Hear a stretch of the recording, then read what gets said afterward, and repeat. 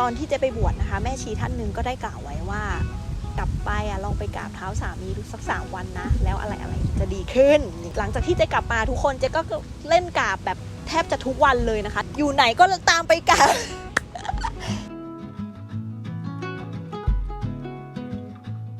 สวัสดีค่ะทุกคนเจอกันอีกแล้วนะคะในชุดสีเขียว สีมงคลก็วันนี้นะคะเจ๊ก็จะมาตอบคำถามนะคะที่ลูกเพจถามเจ๊กันมาเยอะมากเรื่องที่ว่าทำไมเจ๊ถึงแบบหายไปบวชนะคะทำไมถึงบวชอะไรอย่างนี้นะคะแล้วก็เดี๋ยวจะให้ทีมงานเนี่ยเป็นคนถามคำถามเจ๊มาแล้วกันเนาะแล้วเดี๋ยววันนี้เจ๊จะตอบให้นะคะ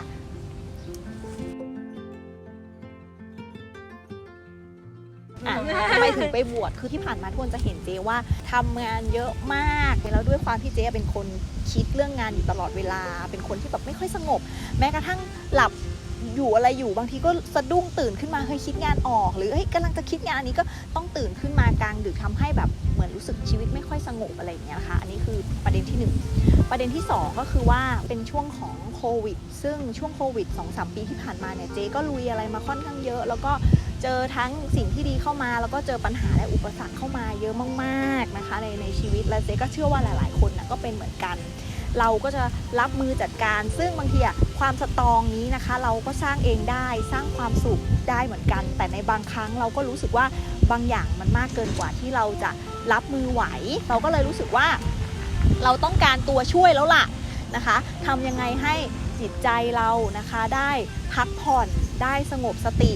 อารมณ์แล้วก็เวลาที่เราแย่หรือธุรกิจของเจ๊มันก็ไม่ได้ดีเหมือนเมื่อก่อนใช่ไหมคะแล้วเราก็ต้องใช้ชีวิตแบบว่าประหยัดอดออมแล้วก็ในเรื่องของการหารายได้อะไรต่างๆเนี่ยเราก็ไม่ใช่ตัวคนเดียวแล้วเราก็เป็นครอบครัวซึ่งบริษัทเจ๊ก็มีพนักงานเยอะและคอนเซปต์ของบริษัทเราคือเราก็จะคือพากันไปให้สุดทางเราจะไม่เอาใครออกระหว่างทางเพราะฉะนั้นเนี่ยเราก็ต้องแบบต้องดิ้นรนค่อนข้างเยอะถึงแม้ว่าจะไม่มียอดขายแต่เราก็ต้องหาเงินเข้ามานะคะหาเงินในที่นี้หมายความว่าบางทีขายของไม่ได้ก็ต้องไปกู้ยืมเงินเขามาจ่ายเงินเดือนลูกน้องอะไรอย่างเงี้ยแล้วบางทีเราก็เหมือนมาเมคลองตัวเองว่าทำไมสถานการณ์นี้เราทำไมถึงแก้ไขปัญหาไม่ได้มันก็เลยกลายเป็นว่าก็โยนความผิดให้กับตัวเองแล้วพอเรามาโยนความผิดให้กับตัวเองทุกวันน่ะทุกคนมันก็จะต้องมีโมเมนต์ที่แบบสมองข้างนี้บอกฉันโอเคมากสมองข้างนี้บอกเธอไม่ได้เรื่องเลยเธอมันไม่ได้เรื่องมันก็ตีกันจนวันหนึ่งฝั่งที่มันบอกว่าไม่ได้เรื่องมันชนะทุกคนเพราะอะไรเพราะว่า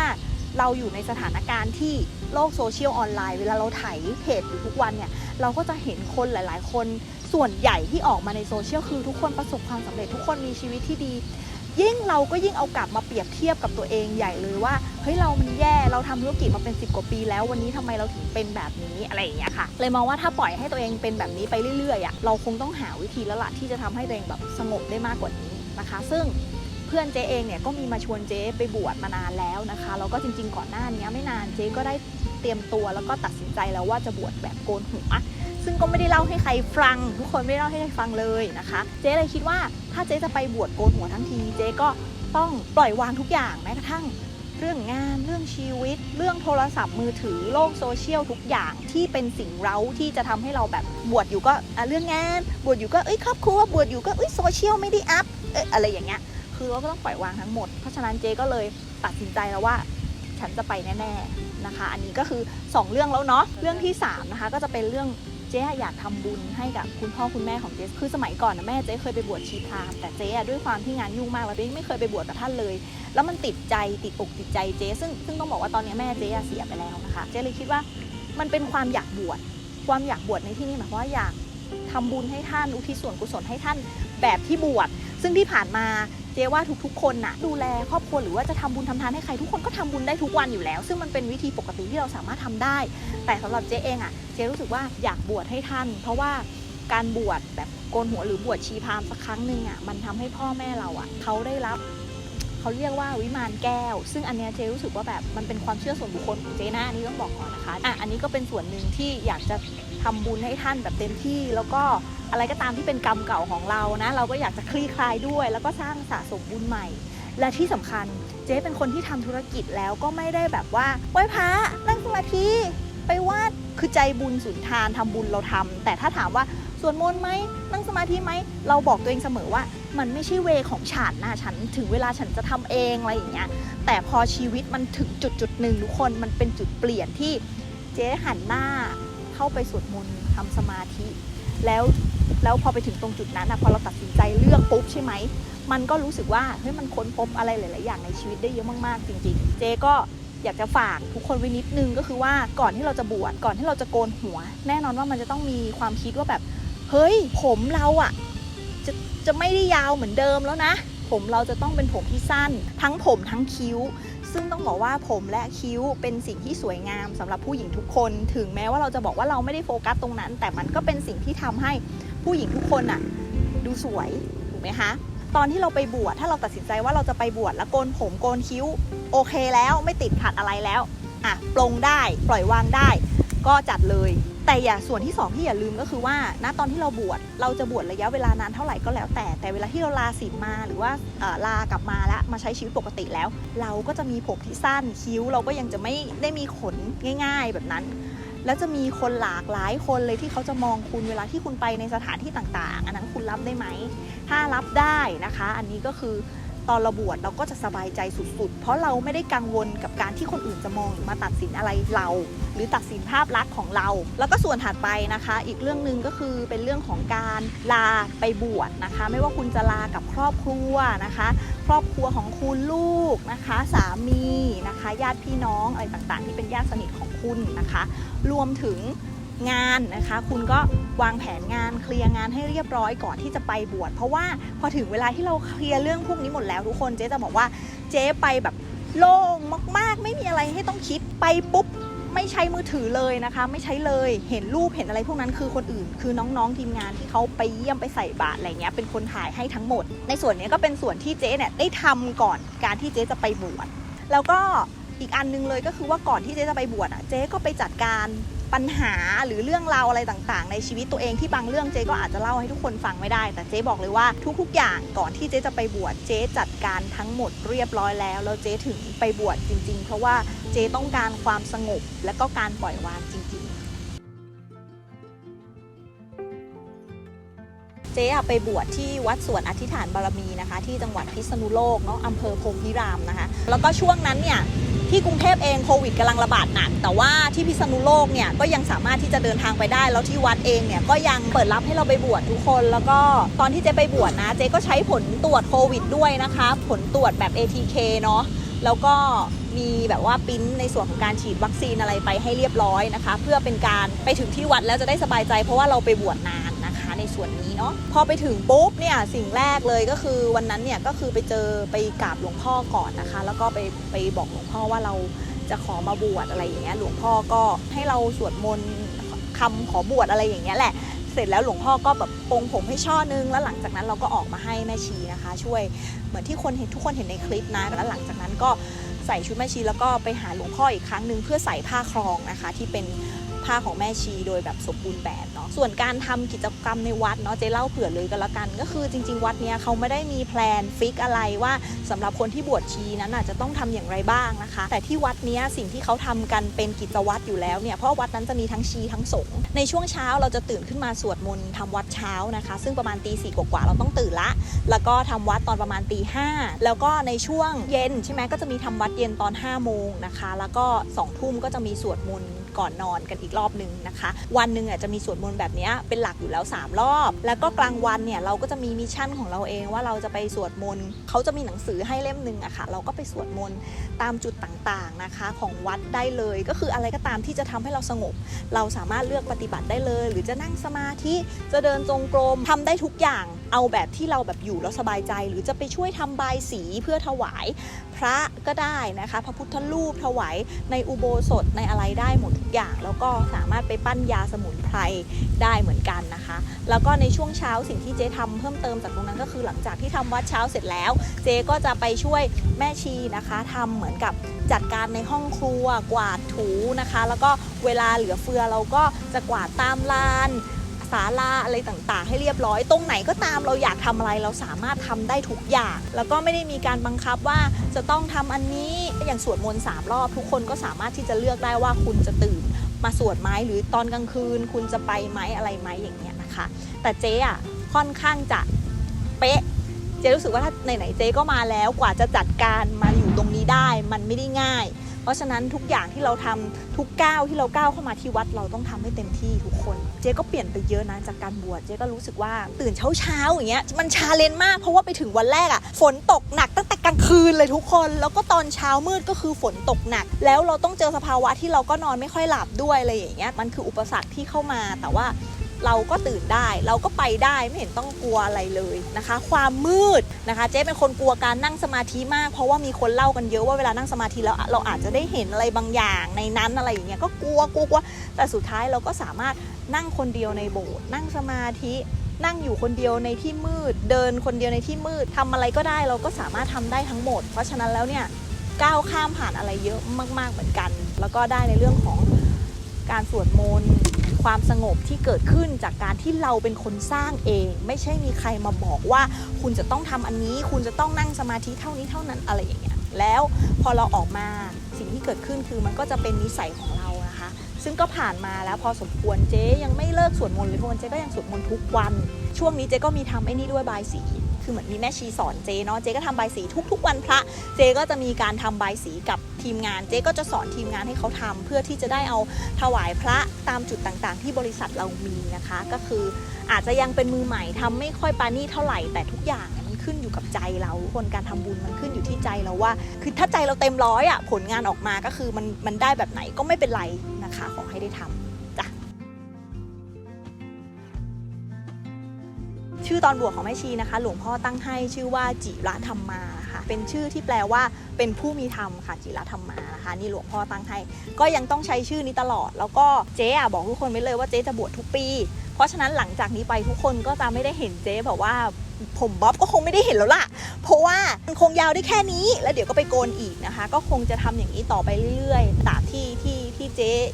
ยังศรัทธาแล้วก็ยังอยากจะทำอยู่นะคะแล้วก็จัดการชีวิตตัวเองให้ไปอยู่ตรงนั้นให้ได้บางคนอาจจะถามว่าสามีเจ๊อนุญาตหรอเฮียอนุญาตหรอไปบวชนะเกิดไม่สึกทำไง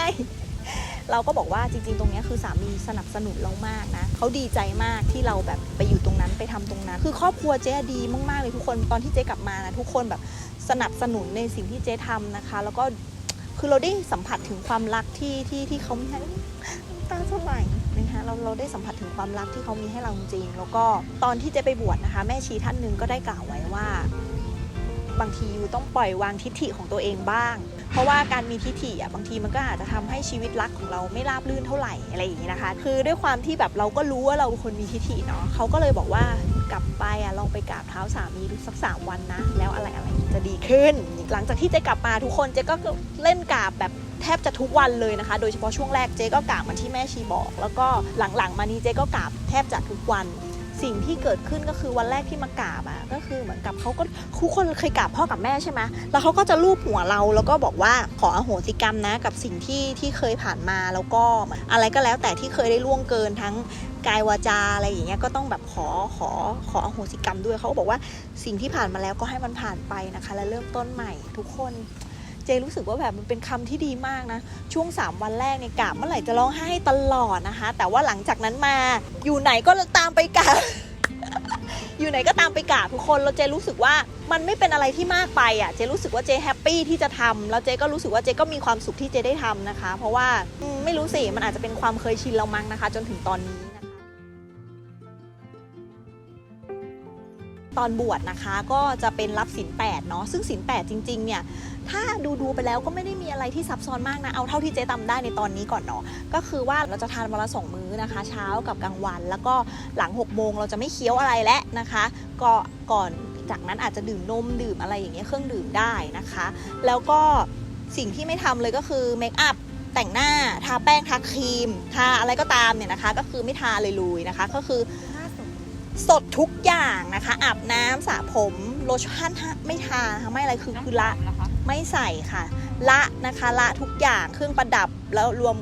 วมแม้กระทั่งว่าการละเล่นหรือดูอะไรก็ตามที่มันเป็นการละเล่นแบบว่าเพลิดเพลินบันเทิงใจอะไรเงี้ยก็คือละทั้งหมดคือก็ต้องฝึกตัวเองช่วงเนี้ยเจรู้สึกว่าหลังจากที่เจลาบวชมานะมือถือบางทีเจจับแล้วเจก็รู้สึกไม่อยากจับคื คือพอเราไม่ได้อยู่กับมือถือนานนะทุกคนมันช่วยเราได้จริงๆที่ผ่านมานะเจ๊แบบมือถือตลอดเวลานะคะต้องมือถืออะไรอย่างเงี้ยตอนหลังมาก็คือค่อนข้างที่จะแบบรู้จักจัดการแล้วก็แบ่งเวลาได้นะคะในเรื่องของการใช้มือถือตอนที่ลาบวชนะคะเจ๊ก็รับศีลปรมัตถ์นะเขาเรียกศีลปรมัตถ์ก็คือเป็นศีลที่เราจะรับตลอดชีวิตทุกคนจริงศีลปรมัตถ์เจ๊รับมาค่อนข้างจะหลายเดือนก่อนบวชแล้วล่ะแต่ว่าเจ๊จะมาย้ำอีกทีว่าเจ๊ก็ยังคงปฏิบัติอยู่นะคะแล้วเป็นข้อที่เจ๊จะเป็นศีลปรมัตถ์ที่ปฏิบัติตลอดชีวิตนะคะเมื่อไหร่ก็ตามที่เราละเลยสิ่ง2ข้อที่เรารับมา2ข้อนี้ไปอ่ะเราก็จะเจอแต่สิ่งที่มันทำให้เราลำบากยากเย็นแสนเข็ญเจอปัญหาอะไรเงี้ยเข้ามาเพราะเรารับแล้วเราก็ต้องทำให้ดีที่สุดนะคะ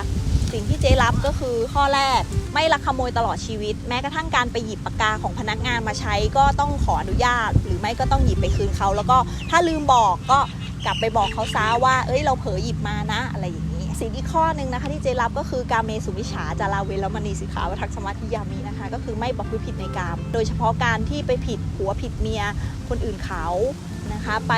นอกใจสามีหรือไปมีกิ๊กหรือไปอะไรอย่างเงี้ยที่มันเกี่ยวกับเรื่องของแนวนี้นะคะเจก็คือรับสิ่งข้อนี้ตลอดชีวิตเนี่ยแหละเป็นสองข้อที่เจรับมาแต่ถามว่าข้ออื่นนะคะก็คือทำไมไม่รับอย่างเหล้าสุราเมรยะอย่างเงี้ยทุกคนเวลาไปออกงานก็ต้องมีดื่มบ้างเป็นเรื่องปกตินะคะแล้วก็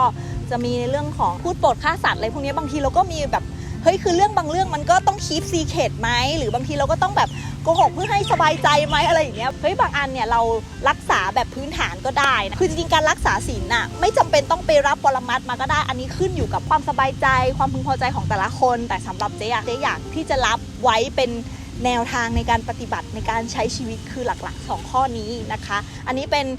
ความเชื่อส่วนบุคคลแล้วก็เป็นสิ่งที่เจ๊บอกว่าอยากจะปฏิบัติเองนะคะสรุปเลยแล้วกันเนาะว่าถ้าอยากจะไปบวชชีโกนหัวเหมือนเจ๊นะก็คือสิ่งที่เราจะต้องทำหรือแม้กระทั่งการไปปฏิบัติธรรมนะถ้าอยากจะให้แบบเคลียร์และโล่งใจมากที่สุดนะคะเรื่องแรกเลยก็คือพิจารณาในเรื่องของชีวิตตัวเราเองก่อนเรื่องของถ้าอย่างคนโกนผมปลงผมโกนคิ้วอะไรอย่างเงี้ยอันนี้คุณก็ต้องเช็คตัวคุณเองก่อนว่าถ้าคุณใช้ชีวิตด้วยการที่มันไม่มีผมหรือผมสั้นหรือการที่ไม่มีคิ้วแบบนี้คุณอยู่ได้ไหมคุณใช้ชีวิตต่อไปในช่วงที่คุณกำลังก่อนบวชแล้วหรือหลังบวชได้ไหมนะคะข้อที่2ก็คือคุณสามารถจัดการงานเวลาของคุณโดยที่ไม่มีอะไรกังวลอยู่ข้างหลังได้ไหมนะคะถ้าทำได้ก็คือจะดีมากเลยเพราะมันจะแบบเคลียร์ทุกอย่างก่อนที่เราจะไปเนาะข้อที่3เคลียร์ทุกอย่างเกี่ยวกับครอบครัวเหมือนกันค่ะอย่าลืมลาไปบวชกับคนในชีวิตคนในครอบครัวเพื่อให้เวลาที่คุณไปบวชแล้วจะได้ไม่ต้องกังวลกับอะไรข้างหลังนะคะประมาณนี้เลยก็คือนี่คือสิ่งที่เจทำแล้วเจรู้สึกว่าตอนที่เจไปบวชมันเป็นช่วงชีวิตช่วงเวลาที่เจรู้สึกโล่งมากๆนอนหลับสนิทคือทุกอย่างมันดีมากๆแล้วเวลาที่เรากลับมาเราอิ่มเอมใจแล้วเราก็สามารถที่จะมาพูดคุยกับครอบครัวกับเพื่อนร่วมงาน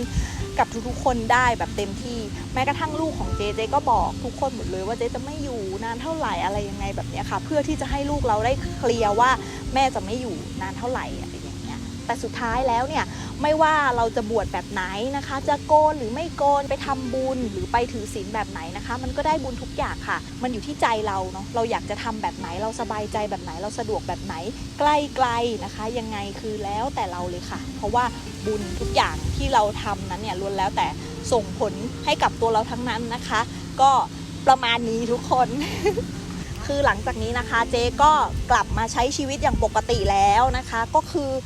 อยากจะสวยอยากจะเปรี้ยวอยากจะทำอะไรคือทำทุกอย่างแล้วนะไม่ได้หมายความว่าพอไปบวชมาแล้วเนี่ยจะต้องแบบว่าเรียบร้อยหรืออะไรไม่ใช่นะเราก็เดินทางสายกลางเราก็ยังต้องใช้ชีวิตปกติเรายังต้องทำงานเรายังต้องหาเงินเราต้องดูแลครอบครัวนะคะเพราะฉะนั้นแล้วเนี่ยเจ๊ก็ยังจะกลับมาทำคลิปทำงานทำอะไรเหมือนเดิมแล้วก็กลับ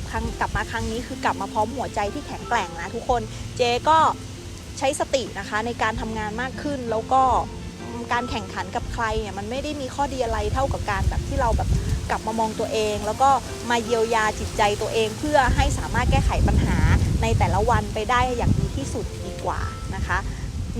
ประมาณนั้นยังไงนะคะเจ๊ก็ฝากนะคะกดไลค์กดแชร์กด Subscribe นะคะให้ช่องของเจ๊ด้วยนะไม่ว่าจะเป็นในช่องทางของ Facebook หรือว่า YouTube นะคะหรือว่าใน Instagram ด้วยนะคะแล้วก็ฝาก TikTok ไว้ด้วยเพราะใน TikTok ส่วนใหญ่เจ๊ก็จะลงเกี่ยวกับแนวของธุรกิจหรือว่าเบื้องหลังการทำงานเนาะนะคะฝากไว้ด้วยแล้วกันนะหลังจากนี้ก็เจ๊จะไม่หายไปไหนอีกแล้วนะคะ ไว้มีอะไรจะมาอัปเดตในคลิปต่อๆไปนะคะขอบคุณทุกคนนะคะสวัสดีค่ะบ๊ายบาย